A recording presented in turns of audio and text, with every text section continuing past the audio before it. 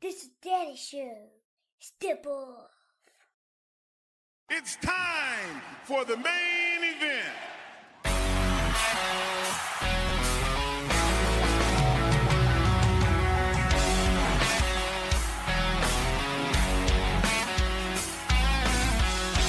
Hey, what is up? Welcome back to the program, folks. Thank you for tuning in. Ladies and gentlemen, my name is Tom Clark, and this right here is Tom Clark's main event. I actually beat it this time. Not bad. What's up, kids? Welcome back to the program. Happy Friday to you. How's everyone doing out there today? I'm doing effing great, man. Thought I was going to work blue for a second, didn't you? I don't do that. But we worked blue in the most recent episode of the 6M podcast. I had to slap an explicit label on that sucker. Believe that. But it's all good. If you've never subscribed or have never listened to the 6M podcast, boy, are you doing life wrong, I submit.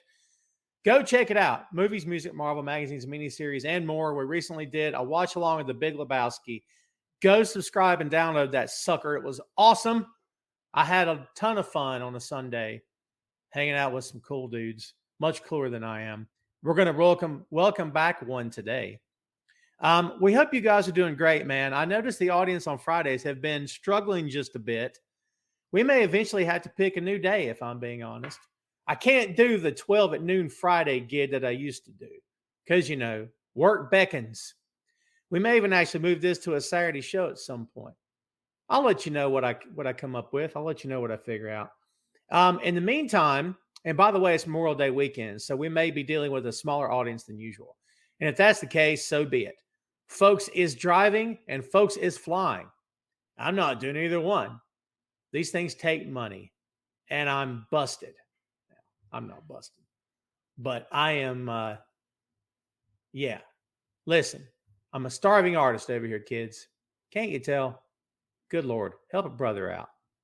Let's say hello to Tim. What's up, Tim? How are you doing, my friend? What do I want to talk about? Are you kidding me? There's so much stuff to talk about. Jamel in Vegas. What's going on, my friend? Good to see you. Listen, let's don't waste any more time here today. We got stuff to talk about. We got a big weekend of pro wrestling excitement, action, intrigue, drama. I was going to say espionage. Why not?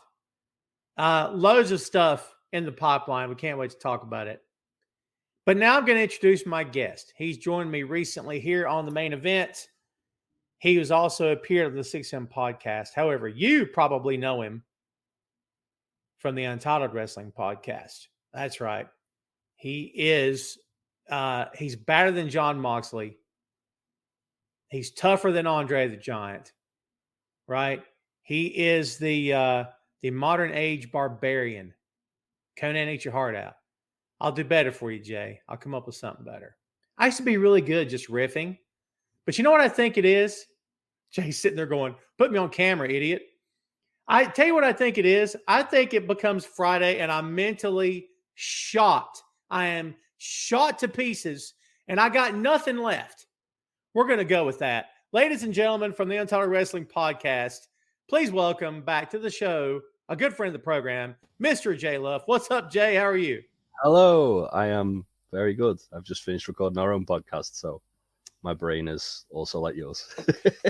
I'm jelly at this point. It's jelly. Scrambled eggs. Dude, it's real. It's real. I used to be so good at riffing just off on the fly, and I can't riff anymore. But I'll tell you what I have on one of my screens is the Blackpool Combat Club promo from Wednesday. And Bryan Danielson could not stop smiling because he's standing beside Moxley, and in his head, he's going, my God, John's awesome. Did you catch that when he kept smiling? He kept looking down, and I'm like, this is so cool. Yeah, he did a little Regal reference as well, didn't he, on commentary? He did. Man in the Mask.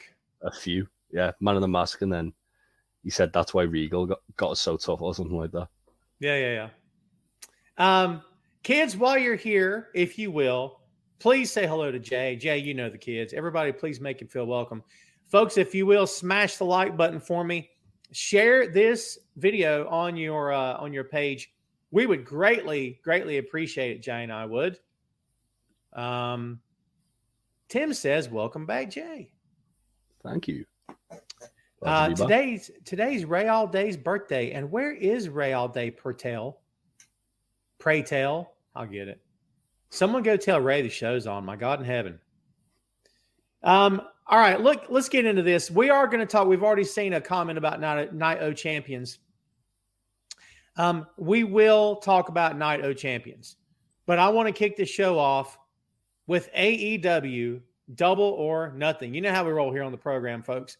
We're going to talk about some All Elite Wrestling because I want to get my guests' thoughts on this.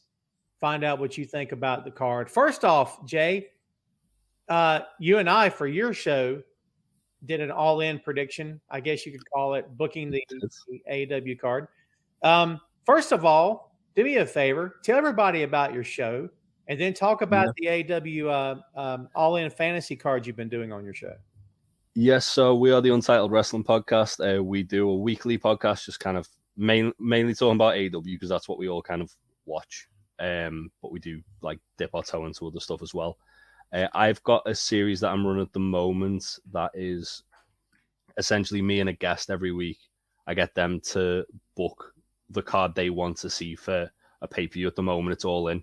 There is going to be a new one starting after Forbidden Door, so in about a month's time, which I'm going to be announcing soon. Yeah, so the all-in one, Tom's one, is out a week Monday. And it's essentially just getting Tom to book all in, tell me the card that he wants to see. And yeah, it's very fun. I've really enjoyed doing the series. It's something a little bit different from what we normally do. We are also going to be putting out our predictions video for Double or Nothing tomorrow, provided I get it edited in time. But yeah, it's been fun doing a lot of coverage on that recently, to be honest. Very cool. I had a blast doing that show, man. It was my first time on your show. It was. That was cool. I appreciated you having me. Very fun stuff. So Ray's not going to be here. He's given his weekly question to Tim. This is how committed Ray is. Tim, don't hit me with it yet. Isn't that funny? I nearly wore my Adam Cole shirt for Ray today as well. I saw it was his birthday. I was like, right, I'll go get that. I didn't. I'm wearing my best friend's shirt, but maybe it's a sign. Wow, there you go. Jamila says, hello, Nancy. Nancy, what's up, my dear? Nancy's a fan. Look at that. All right. Let's get to this card because I'm anxious to hear. First of all, before we get into the specifics of the card, as I said, you and I, because I got sidetracked, you and I did that AW fantasy booking for All In the lovely country of England. Let's talk about this card because you and I both said we were kind of looking 2 shows down the road. Yeah. How are you feeling going into Double or Nothing? Are you amped up? Are you excited for this one? I mean, or is it just sort of I can't wait to get to the other show? I'm more excited now. I've done like my predictions video for it. Like talking about it to other people always kind of gets you a bit more of a buzz, doesn't it? Mm-hmm. I think they did a really good job this week on Dynamite of building it up as well, to be fair.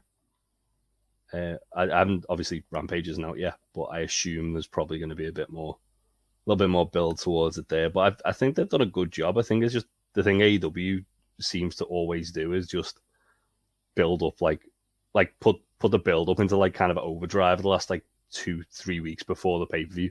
Mm-hmm. But yeah, I'm a lot more excited now than I was when we were recording All In for sure. I hear you. Tim says Ray is at Double or Nothing right now. Well, that's awesome. Ooh. He may have told me that and I didn't remember. I mean, just by what you're saying here, right now, as it stands right now, there are 10 matches on the card for Double or Nothing, and there are 7 advertised for tomorrow night's show. But as we both know, the other company, WWE, tends to add stuff online. It doesn't announce it on TV or announces it the same night. And you're like, wait a minute. How long was this match booked? So, yeah. Yeah, I think that's going to be a much bigger card because they've flew out a lot more people than have been announced. There you go. All right. So, in no particular order, let's talk about the 6-man tag team championship match for the AEW World Trios Championship. The House O Black, Malachi Black, of course, Brody King, and Buddy Matthews with Julia Hart, who is like my favorite person at the moment. 21 years old. Are you kidding me?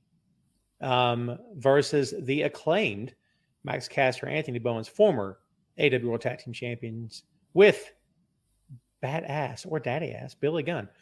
How are we feeling about this match, other than the fact that the Acclaimed are awesome and they're fun? I mean, I don't know. How do you feel about this? I mean, talk about polar opposites, the House of Black and the Acclaimed. Like, as you say, the Acclaimed are like fun-loving. They have a laugh, and then House of Black are just there to hurt people. I'm really looking forward to this because it's one of those things that they've kind of like been building away from each other, but you can see that they're like primed for a collision. The fact that it's happening this soon, I thought it was probably going to happen after Double or Nothing. I'm not complaining. Really excited for this one. I think just the idea of seeing Bones tearing it up with Malachi Black is just really exciting to me. Yeah. Hey. Oh, yeah. Jeffrey says he hates the Acclaimed. Jeffrey, everyone loves the Acclaimed. Everybody loves the Acclaimed. He set me up. I had to take it. So I was going to ask you who you're picking here. I'm sure you're going with House of Black. Yeah. I assume. Yeah, the house always wins. There you go. I think with the new house rules that they've just introduced, it would be foolish to take the belts off them right now when there's so much more they can get out of this. Speaking of house rules, what do you think about the funky lighting that we saw Wednesday night? Are you a fan of that? I loved it. I thought it was really cool. I didn't like it as much on Wednesday, where it was like the crowd, you could see the crowd a bit more. I thought it was awesome the first time they did it, where like it was just like you could only see the silhouettes of the wrestlers like fighting at ringside. But I understand why they lit it up more at ringside so the crowd can see and like sort of react to it a bit more. But I think it's cool because it makes it stand out, and it's subtle enough that it's not like a complete distraction.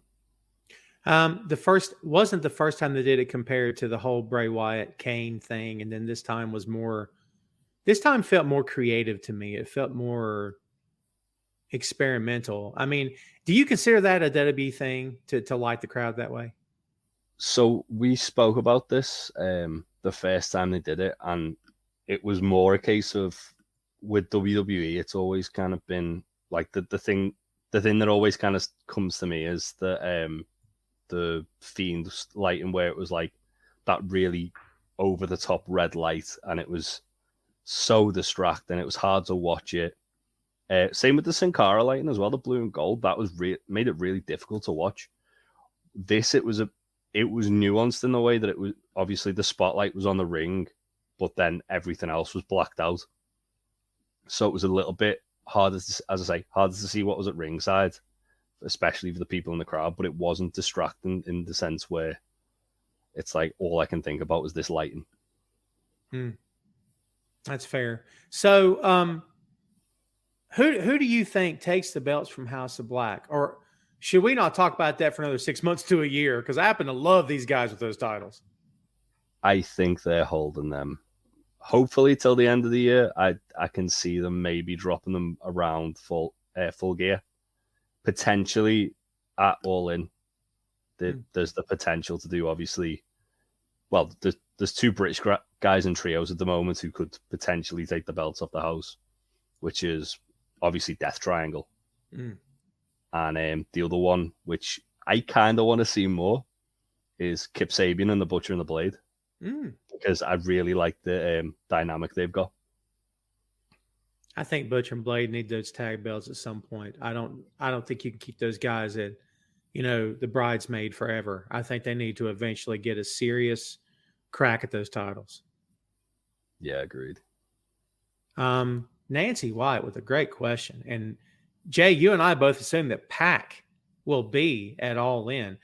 I know that this company, unlike others, right, allows its talent to work elsewhere, with exceptions, right? But has he worked anywhere that I've not heard of? Is he injured? Do you have a story on Pac right now? I don't know anything about an injury, and as far as I know, he's not worked anywhere. When he was All Atlantic champion before it became international, he was doing like indie shows around the UK defending the belt. He hasn't done anything, as far as I'm aware. He hasn't wrestled since like February, so maybe there is an injury. I know sometimes he's had visa issues, which have kind of prevented him from being over there. Could just be once time off. I do think that if we don't see Pac back by Forbidden Door, we'll definitely have him back for All In. I think it would be crazy to imagine All In without him being there. I just don't see that. I think, of course, and look, it's like this here in the States when you got a guy in his hometown. But like you put anybody, that's English on that card over there, dude, of course they're going to get a pop. Why not? And I mean, everyone knows how effing good Pac is. Pac is one of the scariest looking individuals I've ever seen. Like you could put him in one of those, what's that show, Vikings? You could put him in either one of those shows and he would fit right in. He just looks medieval and grimy. And dude, he's so good. Wasn't it him? Was it him and Buddy at Mania that year in the pre-show? I think. Was it not Austin Aries? Maybe it was. Ooh. He did have a really good match with Buddy in the qualifiers for the All Atlantic though last year. Yes, he did. Yeah. That could have gone longer as well, which was a shame that it didn't, but still very fun. True. Yeah, we don't want to talk about the other guy. Again, as I say, in no particular order. Let's go to a not that this match wasn't big, but a big time match. Adam Cole, baby, versus Chris Jericho. This is unsanctioned match. And out of the blue, from out of nowhere, the homicidal, suicidal, genocidal, Sabu is the special guest enforcer. This was completely random. Is it too random, Jay? I think it might be a little bit, yeah. So I've got a theory that obviously because Jericho had the whole thing of throwing a fireball in people's faces, and Sabu's been known to do things with fire a few times, I feel like he might fireball Jericho to cost him the match. Let me ask you a question. Why exactly was that never even mentioned by commentary Wednesday night? What shouldn't that have been? You just connected more dots, I think, than they did. I think Taz was like genuinely shocked that Sabu was there. Yeah. But I would have thought Excalibur would have done it, unless maybe they wanted to kind of be the surprise thing, which Sabu just like fireballs Jericho. Yeah. I love Sabu. The thing about me with Sabu, it's not, I mean, he's scarred up, God, he's so scarred up. And the thing about me that gets me for him is not so much the impact, not so much, honestly, what gets me about him has always been the fact that when he puts that chair down at the ropes, he's gone. And it's this idea of it's so fast, like he's physically looking down and then runs the ropes and dives off. And I'm like, I think I might need a little bit more time let me get a pen and paper. Let's draw this out. Let me take some measurements. Like that to me is the most brazen, the most death-defying. Again, the leap, of course, the leap, kids. But dude, Jay, for me is that if you watch him, go back and watch, as soon as that, he's gone. This the moment the chair's down. And to me, for 20 plus years, that's blown my mind that he's got that much confidence in his own footwork and where he is in the ring. And the dude that's going to catch him, like, that's mind-blowing to me. I can't get over that. Who's winning this match? I think that this is the one I'm most kind of unsure about. So I think Cole should win it because I feel like he's the next person to challenge MJF. And he's the most logical person to challenge MJF next as well. So Cole beating Jericho would kind of solidify that. At the same time, because it's an unsanctioned match, that could be their kind of out to have Adam Cole lose a match but not lose any kind of momentum because it's not recognized, it's unsanctioned. And you know, you and I were talking before, I think it was on your show, about the whole Jericho thing, about how people give him a hard time about not putting people over. But, you know, Cole's a veteran who doesn't necessarily need to win this feud. I mean, I don't know. What do you think? Do you think he needs to win this? I feel like there's a lot of stock in Adam Cole right now since he come back, and they're trying to solidify him as a main eventer because he did kind of drift away from the main event a little bit. And it's one of those things, and it's Adam Cole. He doesn't need to beat anybody, but you could say the same thing about Chris Jericho. True. Yeah, dude. I think if Cole doesn't win this, then they're going 3 matches, in my opinion. Yeah. I think they're. Of course, having said that, if Jericho wins and they go 3, then technically speaking, Cole needs to win 2 in a row. And I don't know if they'll do that with the babyface. I mean, maybe they could. I'll be honest with you. Sometimes with this company, with the best of 3 feuds, and for me, the math doesn't always add up sometimes, but we'll see. Yeah.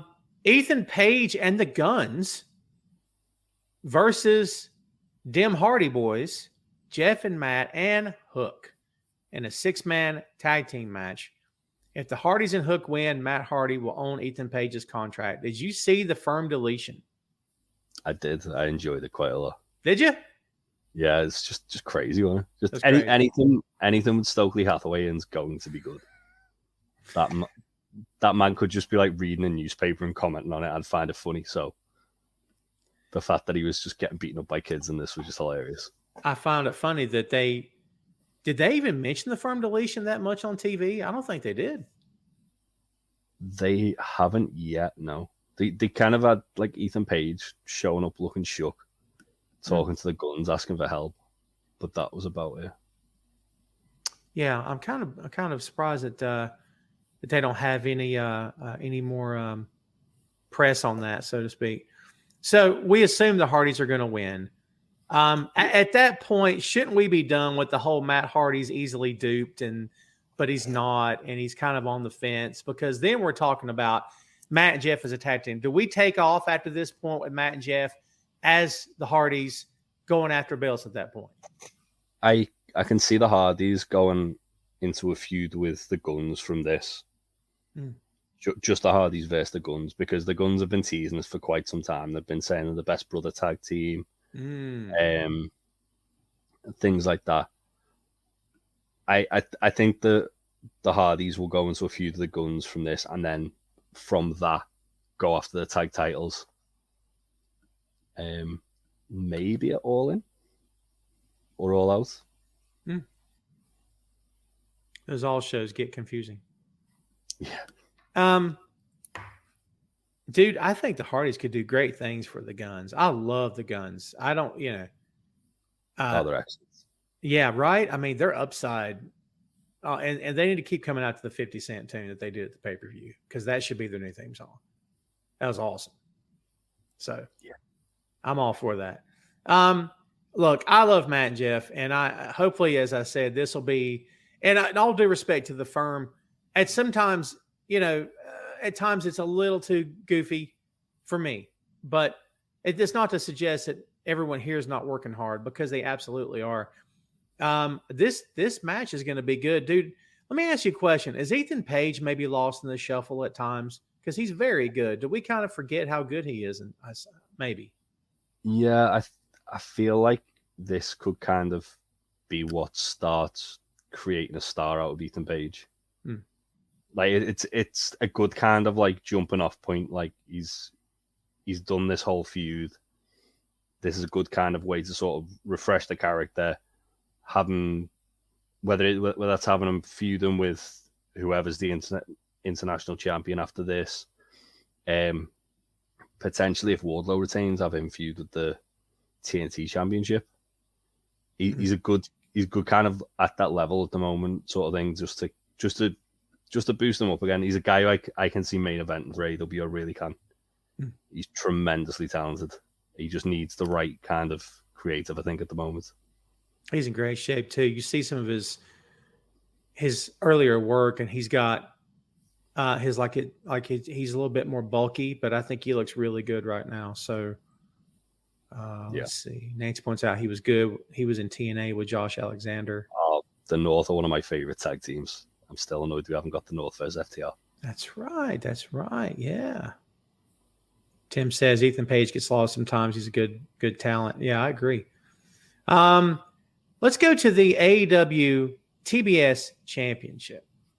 Jade Cargill defending against Taya Valkyrie. Does Taya win the belt? What do you think? I am really, really torn on this. I think Taya's going to win it because they've kind of done the whole Road to Valhalla thing, and it makes sense for Taya to beat Jade. At the same time, I think they should have pulled the trigger on Athena. She was the perfect person to take it off Jade. The Statlander, she'd be a great person to take it off Jade. Every time I think maybe this is the time Jade loses, she retains. So it's one of those things, like, it could go either way. Personally, if I'm like booking it, I'd have her lose it by not getting pinned, so then she can go straight after the women's championship. But I'm not booking it, so that's a Tony Khan choice, that one. you can book it. It's fine. We don't care. It'll be okay. Nancy says no, she doesn't. I think they're holding out for someone bigger. This is the same question, Jay, you and I have discussed recently. Yes. With the exception of Mercedes. There's Mercedes, there's Trinity. I mean, I guess there's Kyrie. Kyrie Sane, yeah. Forbidden Doors around the corner, isn't it? Mm-hmm. But I think I don't know. I think it's one of those things now where, like, whoever beats Jade, it's gonna be like a star-making performance. I don't think Taya really needs that. I mean, from that logic, neither did Athena, but I also thought that Athena should have won it based on the fact that she was just, like, red hot when she went into it. I agree. Nancy says Tessa. Nope. I don't recall a time in this business when I've seen someone become damaged goods as much as Tessa Blanchard has. She is damaged goods. She is hands off, stay away. She's got the Black Plague, brother. I mean, it's crazy. And supposedly one of the wrestlers that she, like, there's a picture of them floating around the net. She's forgiven her supposedly for what she said. And I'm like, okay, but I mean, Jay, there's a reason. How many years has it been? No one's there's a reason why people won't take a chance on it. It's been like 2.5 years. Yeah. But even like with that WOW, like they built the company around her, and then she dropped out of that. It's she's just like kind of as you say, damaged goods. Mm-hmm. Timothy says, don't forget Serena Deeb is out there. It's a good point. Mm-hmm. Jeff says Taya will win one day, not this weekend, though. Have Mercedes come. What I booked for Jay's show for All In, I think Mercedes takes the belt off of her. And I think it happens either at Forbidden Door or at All In. Depends on that ankle injury now, doesn't it? It does, really. Yeah, geez. Mercedes Martinez, though, that's not a bad call because she helped her win the TBS championship. It's true. In the first place. So there's history there. She's just come back as well, like last week. I mean, dude, another Mercedes. Mm. So that's the Still many Mercedes here. Martinez could flat out beat me up.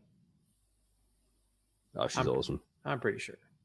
To be fair, most of these guys could probably beat me up. I'm not very tough. Yeah, I hate that for Mercedes, man. I hope she gets on the mend very soon and gets back in the ring. I hate that for her. And look, nothing against Taya. I love Taya. I love that Taya is no disrespect. I love that Taya is thick. I love that she's not, slim and trim. You know what I mean? Because as we saw in the other company, not everybody can be a cookie cutter wrestler. I mean, especially for the women. And I don't mean that to sound any kind of way, but if you have, 10 women on your roster, they're all blonde hair, blue eyed, and they all weigh the same, and they're all the same height. But like, that's why I love Rhea Ripley. That's why I love Mercedes Moné. That's why I love Mercedes Martinez. I love different. And Taya is very, very good. And dude, not for nothing, Jay, but I mean, every time that Jade works someone better than her, hopefully she's gleaning from that person and getting better herself. Yeah.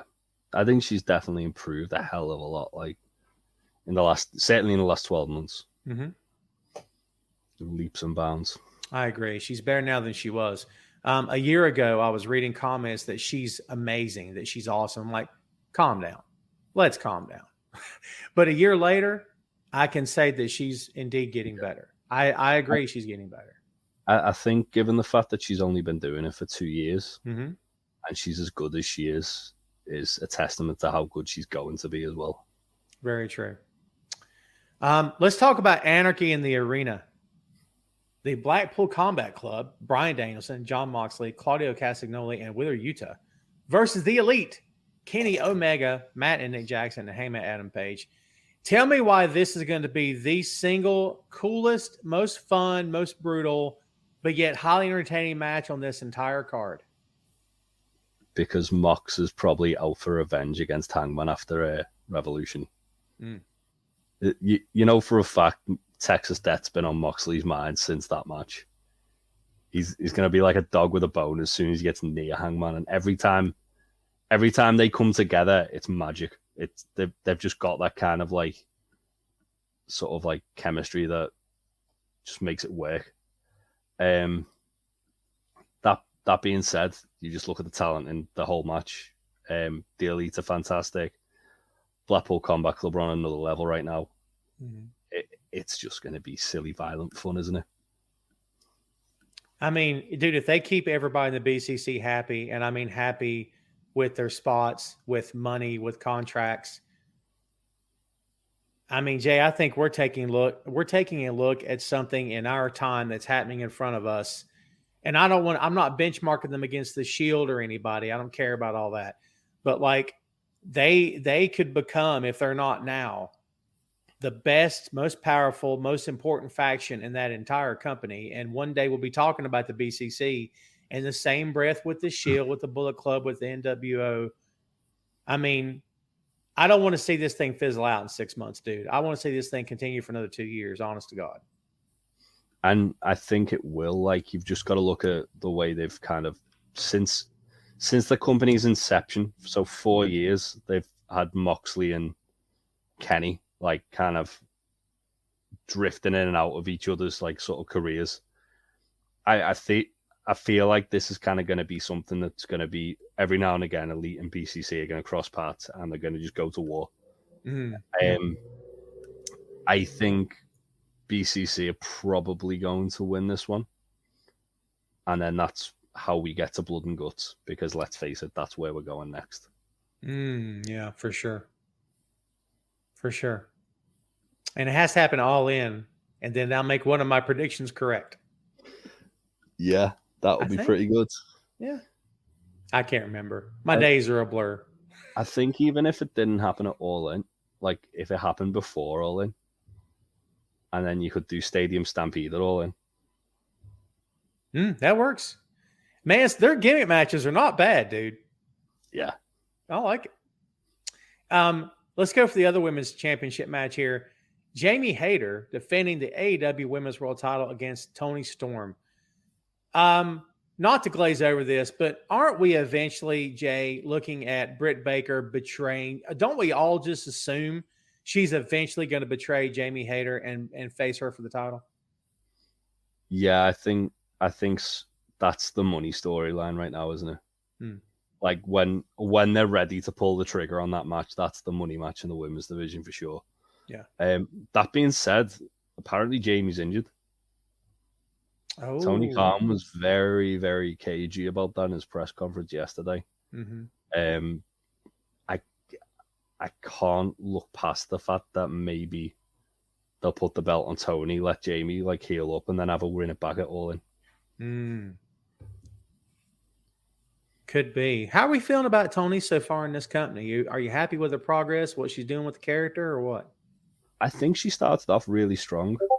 I'll be honest, I think that she's kind of getting a little bit lost in the shuffle being as part of the Outcasts.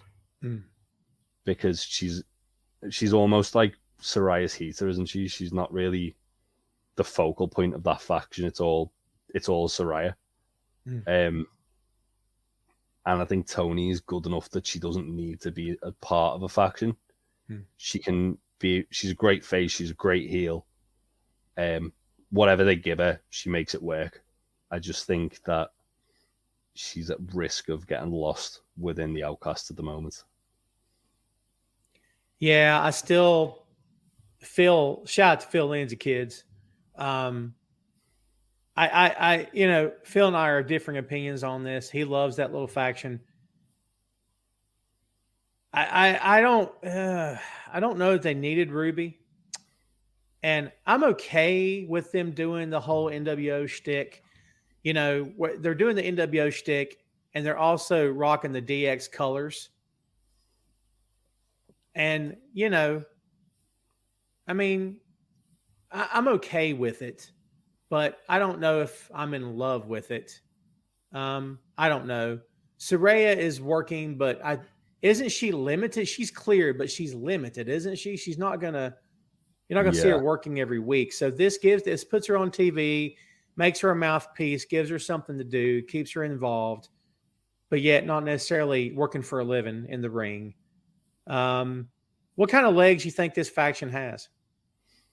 I think Soraya's great at getting herself heat. Like she's a natural heel. So as long as they're using her as the mouthpiece of it, and Tony and Ruby as the workers, they'll go far. I think one thing that AEW is really missing is women's tag titles, and this group is kind of like a sort of like a show of that. Like if they had women's tag titles, have this group kind of lock them down, and whoever isn't like in the team, whether it's Tony, whether it's Saraya, whether it's Ruby, chasing the champion. It's easy enough booking to kind of make it work. I think it's got legs, but I think there's a lot of work that needs to be done. Jeff says Britt makes such a good heel. I wouldn't be surprised at all. I wouldn't be surprised either if it comes to that. Nancy says Britt betrays Jamie. It's coming. Yeah. We'll see what happens. Let's see. The Blackjack Battle Royal. You could probably just throw a name in a hat, and this is for the AEW International Championship. Is there any chance Orange Cassidy doesn't leave this match with the title? I think there's a small chance, but I feel like the fact that Chuck and Trent are in there, they're there to kind of help Orange over the finish line. I firmly believe that Orange's next defense after this match will be when he loses it, whoever that's against. That being said, a conversation I had earlier was take it off Orange in this match, put it on either Jay White and Ricky Starks, and then put it into that feud, and then it kind of adds a little bit more intensity, a little bit more fire to that feud, which is not that it needs it, but it definitely feels like it needs a little bit of a kick to get it going a bit more. Because I thought like Jay White and Ricky Starks would have been a lock to go on this card. Should the BCG Bullet Club Gold, should this become more than just a tandem? Shouldn't this become? Do you see this becoming a fully functioning stable? Well, ELP's wearing Bullet Club Gold merch, isn't he? Mm-hmm. I feel like ELP is going to be joining up with them at Forbidden Door. Whether he joins AEW full time, who knows? But it would make sense if at least they do like Jay Juice and ELP in some kind of trios match. He's pretty over right now in Japan. That crowd's really taken to him. Obviously. Awesome. Yeah, he's really good. Nancy says Orange has got to be a little tired. He's been out every week. And Nancy, therein lies the beauty of professional wrestling, because they put that over on commentary, and we as the audience at home are going, man, I bet Orange is getting a little tired. Now, if you quizzed him, chances are the man behind the character would say, I feel great. But again, the power of this silly thing that we call pro wrestling, this silly business, is enough to make you believe, man, he's beat up and he's, you know what I mean? And Nancy, that's nothing against you. That's the power of this. And like you and I talked about this the other day, Jay, the AEW International title is the most important belt in that company at the moment, isn't it? Oh, absolutely. 100%. Yeah, I think with Orange, so this is something we've spoke about like week in, week out on our podcast, because we at the moment we firmly think that Orange is probably going to be our wrestler of the year, because there's not many people who come close. The fact that Orange has gone from a character where he doesn't want to try to now he's trying so hard that his body's literally breaking down is a fantastic story arc. Mm-hmm. It's so simple, but it's so fun. Yeah, and honestly, if this were happening to Japan, Jay White would be the one to come in and pick the bones like a vulture. He would be the one to do it. Yeah. I love Jay White. My God. It's phenomenal. Do you ever sit back and think of the amount of talent that sits in that locker room at any given time? It is insane. It's a great kind of like dilemma for them to have as well. Yeah. Because they've got such a talented roster, and obviously people complain that, oh, not everyone's on TV all the time, but then it means you can just kind of slot in people. Like Pac, for example, he's not on TV at the moment, but you know for a fact when he comes back, it's going to mean something. Whether that's coming to just murder Orange Cassidy, or whether that's going to challenge for the trios titles against the House of Black with the Lucha Bros. Mm-hmm. Like whatever he does, it's gonna mean a hell of a lot. Yeah, and that's one thing that I've really found that AEW have done well, in the sense that they can kind of just slot people into the card, take people off, and you don't really notice they've gone, but you still want to see more. Like Hangman was as well. He was gone for like a couple of weeks. Didn't notice he was gone, despite the fact there was no Hangman, because there was like that much other moving parts. Are you liking the leather eye patch? I do like the leather eye patch. It's pretty cool. Very Snake Plissken. Very Snake Plissken. Very cowboy. It's very brown leather. Yeah. So yeah. Tim says maybe one day down the road we'll get to see the best two heels, Jay White versus MJF. I don't know how, Tim, you can do whatever you want. You can book whoever you want. Who's the face in that feud? I mean, who would? I think MJF's over enough that he could be the face. But I do think it would just be who's the biggest arse. Mm-hmm. Like, who's going to be the most annoying out of them. Very true. Wardlow with Arn Anderson versus Christian Cage with Luchasaurus. Why is this match happening, Jay? in a ladder match for the AEW TNT title, by the way. Why is this match happening other than they're putting off Wardlow versus Luchasaurus for another pay-per-view? I think they're putting the belt on Christian. Shut up. I Really? I think Christian would make a fantastic TNT champion. And because he's got Luchasaurus there, you can have him hiding behind Luchasaurus holding his belt, saying people have to go through Luchasaurus to get to him. So when someone does beat Luchasaurus, then Christian's worried because his monster's just been beaten. I think you sold me on it. I actually really, really like that. I didn't think that until this afternoon when I had the conversation with Ben about it. And he said pretty much that to me. I was like, yeah, okay. I'm sold.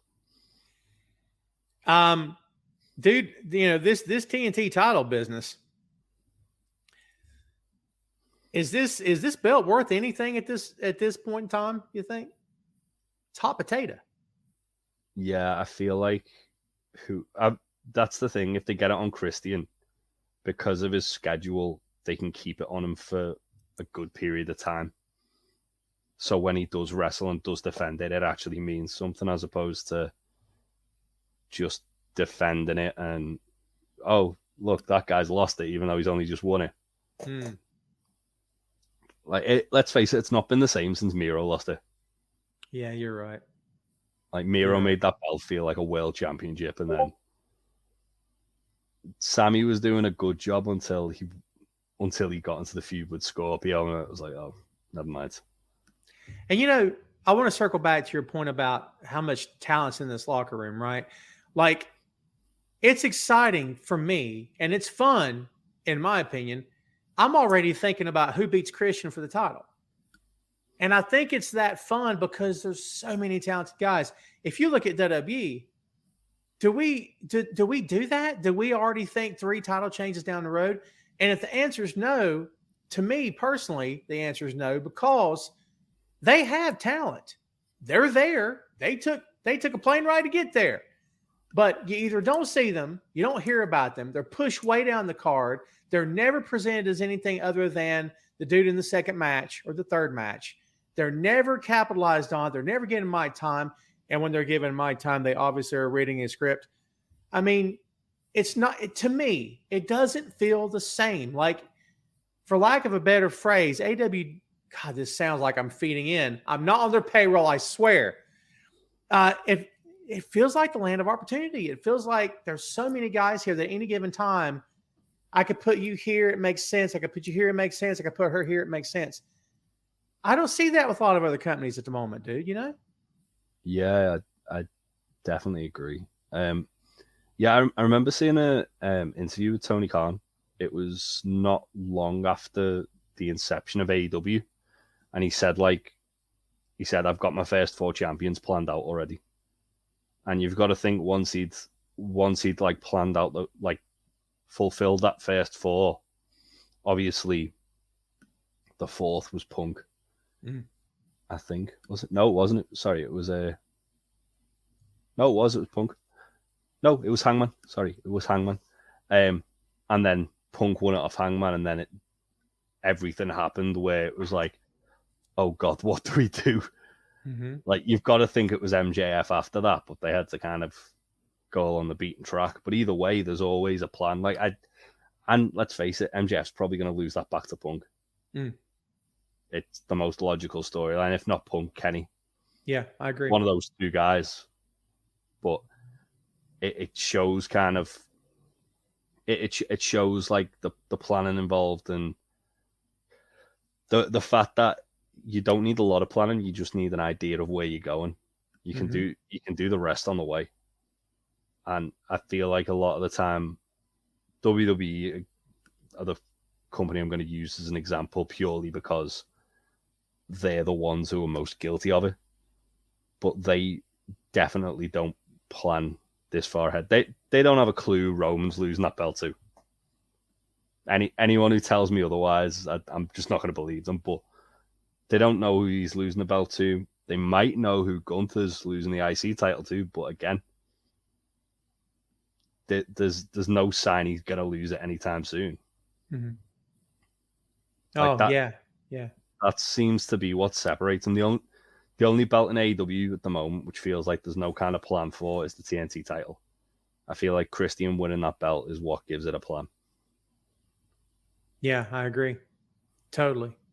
We've got 2 more matches on this card. FTR versus Jeff Jarrett and Jay Lethal. I love everybody here. I really love me some Mark Briscoe. This feels so forced at this point for me.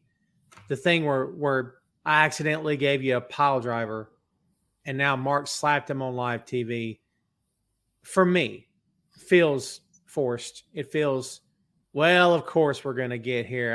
We had to get here. I don't know. I think the match will be fine. Oh, he slapped Jarrett as well. He did slap Jarrett. You're right. Up the ramp. Yeah. He pushed her. More, yeah. It was more Mark was just done with everyone's BS. Yeah. I get that. What ends up happening out of this match? What's the end result here? I think it's FTR retain. Hopefully, Jarrett and Jay Lethal stay away from the title picture because I think they're a fun team because they're so detestable. But at the same time, I don't need to see Jeff Jarrett wrestle every other week. Like, the guy's great in small doses. I love Jeff Jarrett. I've said to you when we recorded the podcast, he's like my guilty pleasure. But at the same time, I can do without seeing him wrestle every week. Especially you've got FTR there. They've just signed Aussie Open. Mark Davis is injured. As soon as he's fit, run it back because they've only wrestled once, to my knowledge, and it was phenomenal. And I was meant to be in the crowd for that, and there was train strikes, so I was really annoyed. Oh, wow. Okay. I had a ticket for it. Troy went. I had a ticket for it, and there was train strikes, so I had no way of getting down to London. Wow. Jeez. Which was very disappointing. Oh, I'm sure. Yeah. And it is AEW World Tag Team title match. Yeah, I don't think there's any chance. Well, not any chance. I shouldn't say that. I'll be proven wrong. But Jarrett and Lethal, I just don't see it. And no disrespect to Karen Jarrett. I don't need to see her on my TV. That's me talking. It is what it is. The 4 pillars. At times feels as though this maybe 2 weeks too much with the 4 pillars talk. And again, this is me nitpicking stuff, and I don't mean to. But it almost feels like, man, if this pay-per-view had happened 2 weeks ago, it'd be perfect. Timing is great. I'm kind of ready. I don't want to say I'm ready for it to be over. I'm just kind of ready for this to come to a head. It won't be probably the last time we see it. Is there any chance MJF loses the belt in this match? No. I think the only person who there's a mild possibility could take that belt off MJF is Darby. I feel like this feud has kind of exposed the fact that Sammy and Jungle Boy aren't quite there yet. I think this match will elevate them to that level, but I don't think either of them winning the belt is a believable scenario right now. I think MJF's going to hold it till like the end of the year anyway because of the bidding war of 24. It's the most logical booking strategy for me. Or if he does lose it prior, then he'll win it back before the end of the year, so he's got the bargaining chip. But yeah, we'll definitely see Jungle Boy, Sammy, and Darby back in the title picture at some point. I just think that this feud was a little bit too soon, and it's kind of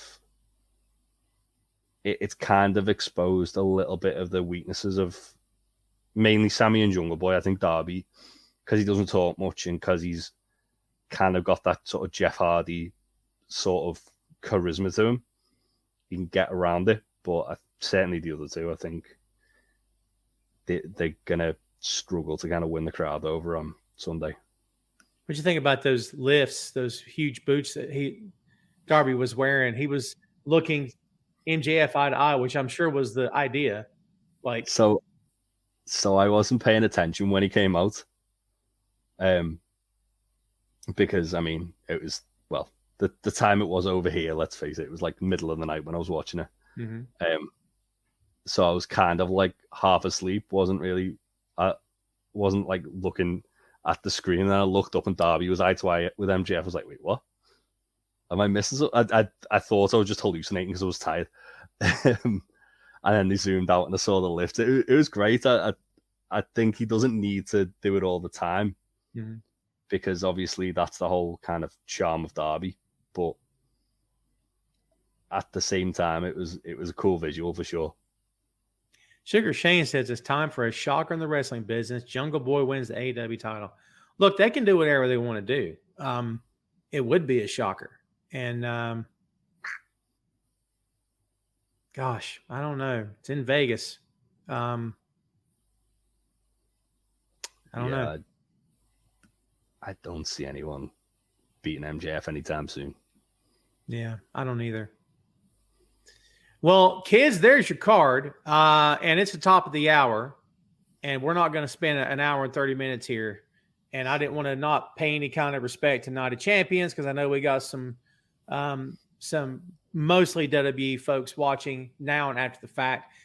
Becky Lynch versus Trish Stratus. Rhea Ripley versus Natalya, WWE SmackDown Women's title. Bianca Belair versus Asuka, WWE Raw Women's title. Gunther, hate saying that, versus Mustafa Ali, WWE Intercontinental title. Well, that should be fun.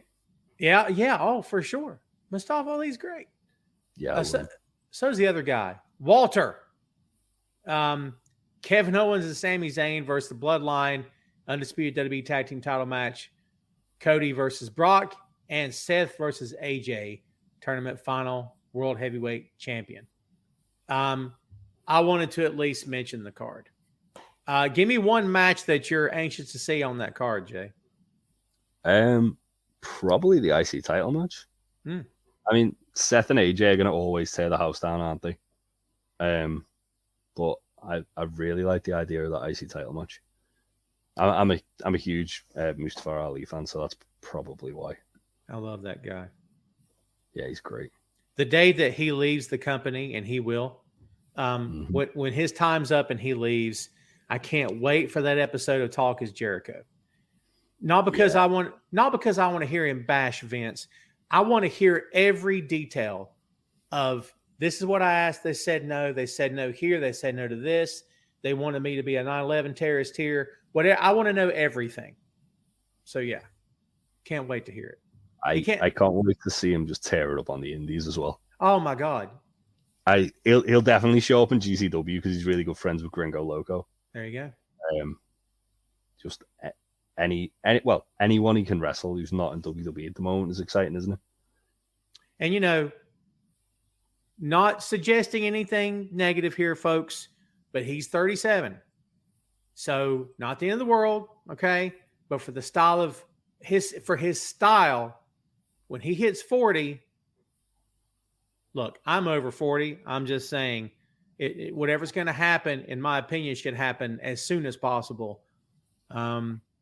We tends to not do great the older we get. But, especially if you're when you're hurling yourself at the ground for a living, that tends to speed up the aging process, I would think. There's your cards, kids. We're going to do a very quick open floor, and then we're going to get out of here. Jay's got the rest of his night to get to, and I got my evening to get to. So, Tim, if you're still here, give me Ray's question. Anybody, the floor is open. Make it quick. I'm going to do like Dusty when he got jumped in the parking lot. Make it count. Make it count. Make it good. Let's see. Jeffrey says Seth's going to win because he's on Raw. AJ just got. I don't think that means anything, Jeff. It does and it doesn't. It would certainly be the most WWE thing to not draft someone to a brand and then have them win the title of the opposite brand.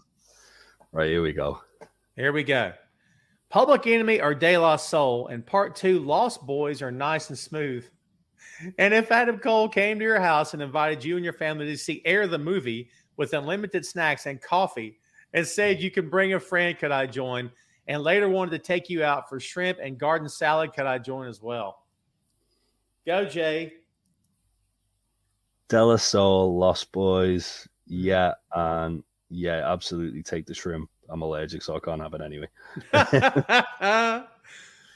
I'll go Public Enemy and Lost Boys on that one. And yes, Jay, all day. Not Jay, excuse me. Yes, Ray. It's almost the same. Almost. Ray all day and Jay all day. See there? Yes, Ray all day. You know what's funny is that he's been on the show. He's been on the show, but I'll answer his question. One time I answered his question, and I think I did 2 parts. And so I went to the next few comments, and then he popped back up in the feed and says, "What about the last part of my question?" And I'm like, "Oh, okay. I'm sorry. Like I had to legit go back because I didn't answer it fully. So I got to be sure not to do that again." So yes, we covered everything there. I think so. Yeah, absolutely, Ray. You can join all day. Tina, you're so late. Everyone, please shame Tina. Shame on you, Tina. You are so late. It's okay. We still love you. I do. I don't know about Jay. Jay tends to hold a grudge. Keith says Seth makes more sense because he is more over. Man, Seth's over. I mean, look, real quick. We're leading to Seth versus Roman. Maybe I'll be wrong, but Seth should dethrone Roman. I think so too. Because he's the only person in that whole title reign who's beaten Roman at all. Because he got that DQ over him with the Rumble. Mm-hmm. I mean, well, there again, Jay, the last dude I thought should beat him sure didn't. So what do I know? Sugar Shane says, who, in your opinion, is or was the most flamboyant wrestler in history? I mean, Seth's getting there, isn't he? Who? Seth. Seth's getting there. I got a 2-pronged answer. Gorgeous George and Exotic Adrian Street. There's my answers. Oh, I see. I would have said Randy Savage myself. Yeah. Good answer. Exotic Adrian Street's a great call. I love Adrian so much. I love Adrian. And, you know, again, I've been very fortunate at the age I'm at to watch a lot of this stuff play out in real time. You know what I mean? Like, I have to go back and look at clips of Gorgeous George, but I saw Ric Flair play out in real time. And I saw Adrian Street play out in real time. And I can tell you that the fun of Adrian Street's matches are not the matches.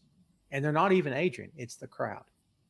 Because if you watch that crowd, Jay, you'll see people go, oh, my God, at each other and look away. And I'm like, wait, when you've got that, you got him, you know? And he had him every night just by doing this and by sashaying. And I'm like, hands down, one of the best things I've ever seen. Yeah, that's awesome. I love it. Keith says, any interest in the Machine movie? I'm not a big fan of that guy. Can I be honest with you? And I love me some stand-up comedy. What's his name? Bert, what's his name? He always has his shirt off when he does his routine. Oh, he was the guy who Excalibur got the name of wrong. I'm not really familiar with him. We don't. Bert Kreischer? Something. Kreischer, is it? Yeah. I've seen his stand-up. I'm personally just not a fan. I don't get much out of his routine.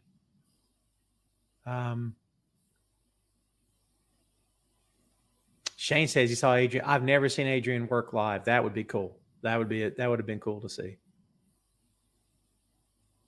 Tim says for Double or Nothing pay-per-view, what type of food would y'all serve if you host a tailgate party? I am going to be cooking a big old bowl of chili tomorrow for her. Probably going to make myself nachos. I'm so hungry. Like, it's time to have dinner. And that was awesome. Yeah. The thing is, because when I'm watching it, it's like it starts midnight my time. And they go on a while, don't they? Like, it's probably going to be finishing like 5, 6 a.m. You're going to watch it live as it happens? Oh, yeah. I'm not working the next day, so I know what to be. If I was in work, it'd be a completely different story. I did that once. Was it Revolution last year? And it was a terrible idea. So now I just book all the pay-per-views off. But yeah, I'll just stay off and watch it. Eat nachos because it's like the kind of easy thing to eat when I'm like sleepy but still hungry. Brother, I don't know if I could do chili nachos at midnight. I don't know if my body could handle that. Keeps you awake. Just the like shock of like the spice. Like, oh yeah, that's it. That's keeping me awake. Just the shock of it. Your body's like, oh, time to go. Wait, chili, what? And then boom, you're like awake. Yeah. Yeah. Jeez. I don't know. I might pass out from that. All right, couple more kids. We're getting out of here. Chris says NXT and Double or Nothing. NXT is Sunday, isn't it? Yeah, it's head to head with the pre-show, isn't it? I think so. And we didn't even talk about NXT. I couldn't even tell you what was on the cards. I don't. Me neither. I haven't watched NXT in years. When they changed it, when I'll be honest with you, when Vince put his hands back on it, I was out. I just couldn't. As soon as they rebranded it, I tried real hard. Yeah. I'm just sad seeing grizzled young veterans not being grizzled young veterans. Mm. And, not for nothing, we always, shout out the talent in all these companies. I shout out the talent in NXT. I'm not a fan of a lot of them. And that's not personal. I'm not a fan of a lot of the characters. I'm not a fan of a lot of the angles. That's just me. I'm not a fan of the rebrand. I got mad respect for anybody that climbs between those ropes and tries to earn a living. You know what I mean? I am. But, it doesn't necessarily mean I'm here for all of it either. It is what it is. Well, kids, there you have it. We're going to call it a day. We appreciate everybody tuning in. Jay, before we split, let everybody know again where they can find the Untitled Wrestling Podcast and you as well. So we are on Twitter, Twitch, and Discord at Untitled Rest Pod. Facebook, YouTube, Instagram, Untitled Wrestling Podcast. We usually put out fantasy booking is on a Monday. Our weekly one is usually on a Tuesday or Wednesday, depending on when we get to record it. Tomorrow, at some point, we're going to be putting our Double or Nothing predictions. Slight little twist on that as well. At the start, you might want to check that out. We have also got... I'm trying to think what else we've got coming up now. There is some other cool things like down the line that we've got coming. But yeah, just any support is very much appreciated. Whether it's giving us a like, follow, whatever. We appreciate it all. Absolutely. Jay, thanks again for hanging out, man. Thanks for having me. Absolutely. Jay may become a fixture here on Fridays for the main event. We shall see. Working for me, the pay's bad, and I don't offer insurance, just so you know. So you have dental? No dental. Yeah. There's a box of Band-Aids in it for you. That's the extent of my health coverage. There's a box of Band-Aids. Okay. That'll do. Cool. Well, there you go. That's all they give us here in the States. You kidding? All right. Jay, thanks again, brother. Talk soon. Bye. All right, kids. There you go. The one and only James Luft, also known as Jay Luft, also known as Jam Master Jay. Now I come up with stuff when the show's over. Are you kidding? I got my second win. That's what's happening. Believe that. All right. I'm getting out of here, folks. A gentle reminder about Tom Clark's 6M podcast, movies, music, Marvel, magazines, miniseries, and more. It's available on all the major platforms. Please go subscribe. Cost you nothing. None of my content's behind a paywall. You don't got to pay nothing. All right? It's not happening because you probably wouldn't. I'm kidding. My stuff is great. So is the Untitled Wrestling Podcast. Go subscribe. I much appreciate it. It's an awesome show. I really enjoy it. Hopefully you will too. And of course, the main event's available everywhere. It's not just in this glorious pasty white video form. It's also available as an audio pod. So go download, subscribe, and download today. Again, on all the major platforms. You'll be glad you did. It's something for you to do. You and the whole family can enjoy it. It's true. You know you love it. Thanks, kids, for hanging out. Listen, it's Memorial Day here in the States as of Monday, and also a holiday in other parts of the world as well. So everybody have a safe, happy, and healthy holiday weekend. Enjoy each other. Be careful out there. have a great time, watch some pro wrestling, and we will see you guys back here again next week. We appreciate you very much. We're getting out of here. See you next time. Thanks again, kids. See you next time. Tom Clark's Main Event. Good night, Facebook.